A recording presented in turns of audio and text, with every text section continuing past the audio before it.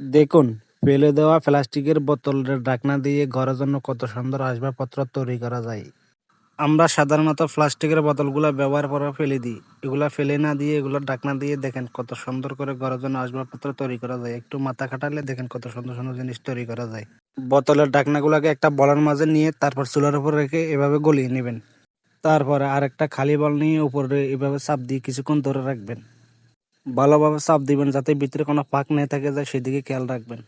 তারপর উপরের বলটাকে উঠিয়ে নেবেন, দেখবেন কি সুন্দর একটা প্লাস্টিকের বল তৈরি হয়ে গেল। এরপর অবশিষ্ট যে অংশগুলো থেকে যাবে বাইরে, এগুলো সুন্দর করে কেটে নেবেন। দেখছেন একটু বুদ্ধি কাটিয়ে কত সুন্দর একটা জিনিস তৈরি হয়ে গেল। এটা কিন্তু বাজারে কিনতে গেলে আপনার অনেক টাকা লেগে যেত, এখন কিন্তু একটা টাকাও আপনার খরচ হয় নাই। আমরা আমাদের ব্রেনটাকে উল্টাপাল্টা কাজে না খাটিয়ে, টিকটকের পিছনে না খাটিয়ে, এগুলোর পিছনে খাটালে আমাদের জীবনটা চলার পথ আরো অনেক সহজ হয়ে যেত। দেখেন কত সুন্দর একটা বাটি তৈরি হয়ে গেল। এখন আপনি এটা যে কোনো কাজে খাটাতে পারবেন, চাইলে ফল রাখতে পারবেন, চাইলে ঘরের অন্য কাজও খাটাতে পারবেন। যারা ভিডিওটা এতক্ষণ পর্যন্ত দেখছেন তাদেরকে অসংখ্য ধন্যবাদ। ভিডিওটা শেয়ার করে অন্যকে দেখার সুযোগ করে দিতে পারেন। আপনার প্যান্টের কোমরের সাইজ যদি আপনার থেকে একটু বেশি হয়ে যায় তাহলে এই বুদ্ধিটা কাজে খাটাতে পারেন।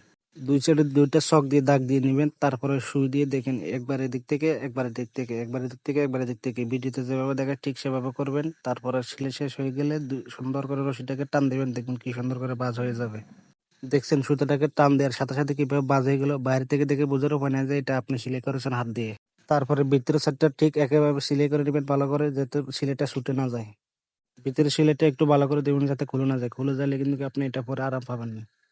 দেখছেন কত আছে না, বুদ্ধি দেখলে ঘর জামাই থাকা লাগে না। কত কঠিন একটা সমস্যা কত সহজে একটা সুই সুতো দিয়ে সমাধান করে